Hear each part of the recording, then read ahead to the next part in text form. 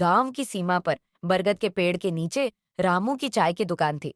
सुबह की सुनहरी धूप में चाय की केतली की छन्न छन्न और लोगों की गपशप से वातावरण गूंज उठता था।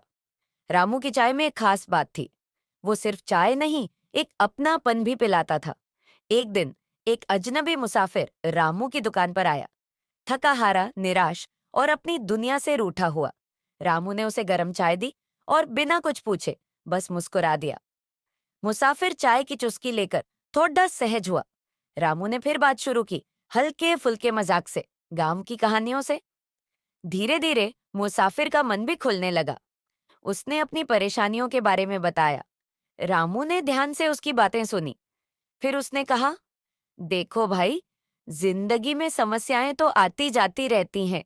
जैसे ये बरगद का पेड़ है, कितनी आंधियां झेलता है, लेकिन फिर भी खड़ा रहता है। वैसे ही हमें भी अपनी समस्याओं का सामना करना चाहिए और कभी हार नहीं माननी चाहिए। मुसाफिर को रामू की बातों में एक नई उम्मीद की किरण दिखी। उसने रामू को धन्यवाद दिया और एक नई सोच के साथ अपनी यात्रा पर आगे बढ़ा। रामू ने देखा कि मुसाफिर के चेहरे पर एक मुस्कान थी।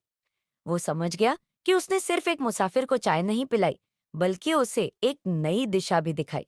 उसने जाना कि कभी-कभी एक छोटी सी मुस्कान, एक प्यारी सी बात किसी की जिंदगी बदल सकती है और ये रेशों की डोर की तरह एक दूसरे से जुड़ी होती